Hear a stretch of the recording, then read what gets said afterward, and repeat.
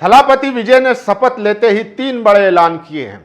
उन्होंने कहा सबसे पहले 200 यूनिट बिजली फ्री किया, इसके बाद महिलाओं की सिक्योरिटी के लिए एक टास्क फोर्स बनाई और इसी के साथ उन्होंने ड्रग्स से लड़ने के लिए भी एक टास्क फोर्स का गठन कर दिया है। यह है थलापति विजय। थलापति विजय की फिल्मों में अक्सर सोशल मुद्दे आपने देखे होंगे। हालांकि यहां तक 2016 में जब नोटबंदी हुई थी तो उनकी फिल्म का एक हिस्सा जिसमें नोटबंदी के इशू को उठाया गया था उसको कट लगाने की बात चली, लेकिन थलापति जो है वो अड़े रहे और उन्होंने उसी सीन के साथ वो फिल्म रिलीज की। तो सोचिए, इसके अलावा और उनकी ऐसी कई फिल्में हैं जिसमें सोशल इश्यूज उठे हुए थे। अब जैसे ही थलापति विजय जो है मुख्यमंत्री बने, उन्होंने सबसे पहले जो काम किया वो सीधा जनता को उपहार दे दिया कि लीजिए 200 यूनिट आपकी फ्री कर दी मैंने, महिलाओं की सुरक्षा के लिए स्क्वाड बना दिया और नशे से लड़ने के लिए, ड्रग्स से लड़ने के लिए एक टास्क फोर्स भी बना दी। बस इतना ही नहीं, लेकिन मामला जो है तब और ज्यादा गर्मा गया जब शपथ हो रही थी और शपथ के दौरान, शपथ से पहले जब राष्ट्रगान बजा, वंदे मातरम बजा और जो तमिल गीत था उसको तीसरे नंबर पर बजाया गया। इसको लेकर जो है टीवी के जो और मंत्री थे, विधायक थे, उन्होंने भारी नाराजगी जाहिर की। सोचिए, कह रहे हैं कि इससे तो हमारी संस्कृति को सबसे पीछे लग दिया गया है।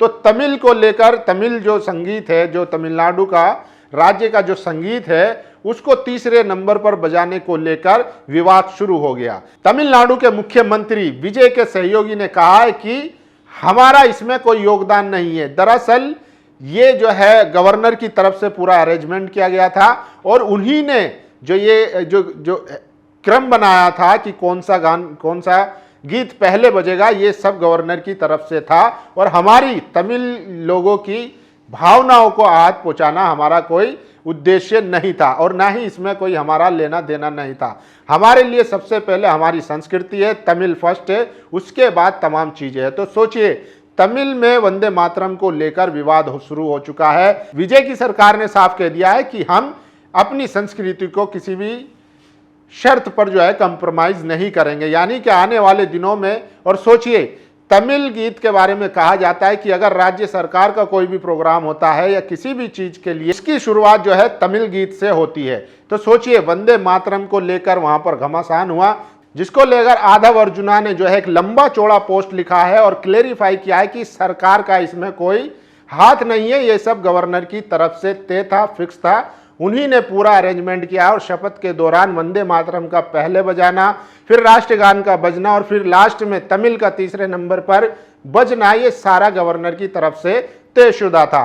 विजय की सरकार कभी भी तमिलियनों के लिए उनकी संस्कृति को फर्स्ट रखती है और वो इस चीज को आगे इस बात का ख्याल रखेगी। तो सोचिए, तमिल को लेकर भी वहां पर सरकार बनते ही विवाद छुड़ चुका है और उन्होंने साफ कह दिया है कि वंदे मातरम या राष्ट्रगान या तमिल जो सॉन्ग है उनका राज्य का, वो सबसे पहले बजेगा। इसके अलावा सोचिए, कल राहुल गांधी शपथ समारोह में पहुंचे थे और राहुल गांधी और विजय ने एक रील बनाई थी। रील जब राहुल गांधी के इंस्टाग्राम पर पोस्ट की गई तो वो डलते ही वायरल हो गई और उसमें 1 घंटे में 12 मिलियन से ज्यादा व्यूज आने लगे, जिसके बाद कांग्रेस ने आरोप लगाया है कि राहुल गांधी की रीच कम कर दी गई और उसको रेस्ट्रिक्टेड कर दिया गया और फिर उसको जो है उसकी रीच को कम करने के लिए उसको रोका गया। तो आप इससे समझ सकते हैं, कांग्रेस ने आरोप लगाया कि राहुल गांधी की रीच को कम किया गया है और 1 घंटे बाद जब ये मुद्दा सोशल मीडिया पर उठा, मेटा को टेक किया गया, सवाल पूछे गए, तो मेटा ने कहा कि ये एक टेक्निकल ग्लिच था जिसके चलते उनकी रीच को रोक दिया गया है। लेकिन इसके पीछे कहानी कुछ और थी, क्योंकि राहुल गांधी की, कांग्रेस आरोप लगाती आई है कि राहुल गांधी के सोशल मीडिया अकाउंट की रीच को बार बार रोकने की कोशिश की जाती है। ये पहली बार नहीं हुआ, इससे पहले भी उनके सोशल मीडिया अकाउंट की रीच को प्रभावित करने की या रिस्ट्रिक्ट करने की कोशिश की गई है। तो सोचिए, कांग्रेस ने आरोप लगाया वहीं। और ये देखिए, राहुल गांधी तमिलनाडु के सीएम एक्टर विजय के शपथ ग्रहण समारोह में शामिल हुए और पीएम मोदी पश्चिम बंगाल के सीएम शपथ ग्रहण समारोह में शामिल हुए। दोनों ही नेताओं ने शपथ के दौरान का वीडियो इंस्टाग्राम पर पोस्ट किया। राहुल गांधी की वीडियो को इंस्टाग्राम द्वारा बैन लगाए जाने के बावजूद मात्र 12 ही घंटे में 23.4 मिलियन यानी के 2 करोड़ 34 लाख लोग देख चुके हैं। जबकि पीएम मोदी की वीडियो को 40 घंटे में मात्र 29.2 मिलियन यानी कि 2,92,00,000 लोग देख चुके हैं। पीएम मोदी को इंस्टाग्राम पर 101 मिलियन यानी कि 10,10,00,000 लोग फॉलो करते हैं और राहुल गांधी को 13.4 मिलियन यानी कि 1,34,00,000 लोग फॉलो करते हैं। मैं दावे के साथ कह सकता हूं कि पीएम मोदी के सोशल मीडिया अकाउंट पर 50% से अधिक बॉट फॉलोवर है और वीडियो पर 60% व्यूज भी बॉट्स होते हैं। इसके बावजूद राहुल गांधी के सोशल मीडिया पर पीएम मोदी की तुलना में बहुत अधिक व्यूज मिलते हैं। राहुल गांधी ने व्यूज और रीच के मामले में पीएम मोदी को पटकनी दी हुई है। यही वजह है कि अब मेटा राहुल गांधी के अकाउंट को और वीडियो पर भी सरकारी दबाव में कार्रवाई कर रहा है।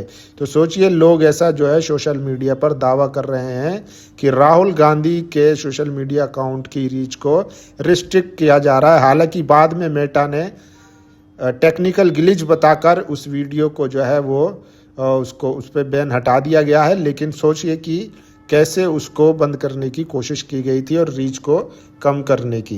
बाकी आप लोग बताइए क्या लग रहा है, क्या प्रधानमंत्री की रीच कम होती जा रही है और राहुल गांधी की रीच बढ़ती जा रही है?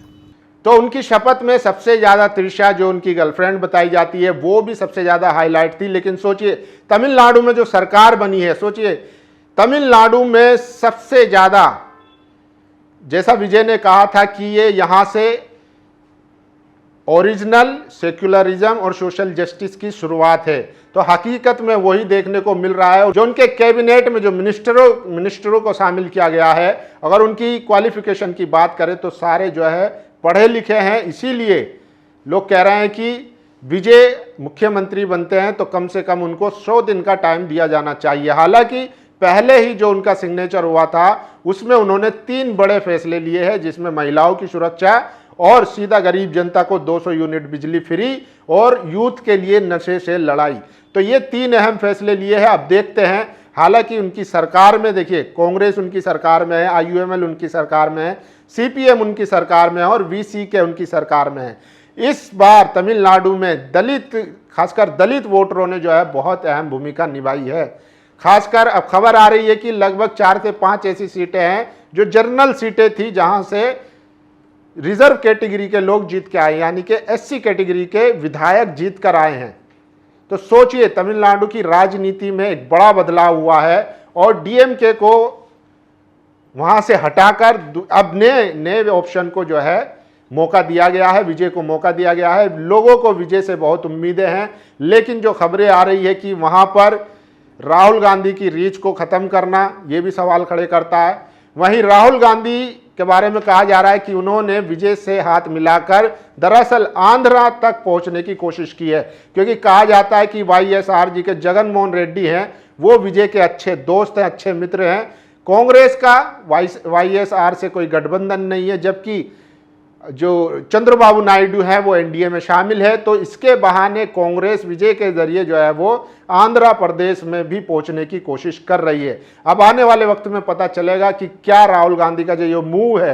हालांकि विजय के समर्थन में जाने के लिए कांग्रेस के कई बड़े जो नेता हैं वो खुश नहीं थे इस फैसले से, लेकिन उसके बावजूद भी राहुल गांधी की तरफ से फैसला लिया गया और उन्होंने गठबंधन किया। हो सकता है उनका जो फ्यूचर प्लान है वो कुछ और हो, क्योंकि वो आंध्रा में भी अपनी पैठ गड़ाना चाहते हैं, क्योंकि YSR का कांग्रेस से गठबंधन नहीं है, वो इंडिया गठबंधन में शामिल भी नहीं है। तो क्या आंध्रा में YSR जगन मोहन रेड्डी और तमिलनाडु में विजय भी इंडिया गठबंधन का पार्ट बनकर आने वाले दिनों में 2029 के लोकसभा चुनाव में एक मजबूत इंडिया अलायंस का गठन होगा? और ममता बनर्जी भी कह चुकी है कि हम आने वाले टाइम में अब केंद्र में राजनीति करेंगे। बाकी आप लोगों की क्या राय, आप अपनी राय जरूर दीजिए। शुक्रिया। नेशनल दस्तक की आपसे गुजारिश है कि अगर इसको बचाना चाहते हैं तो नेशनल दस्तक को सब्सक्राइब करने के लिए रेड कलर के सब्सक्राइब बटन को दबाएं, फिर बेल आइकन की घंटी दबाएं।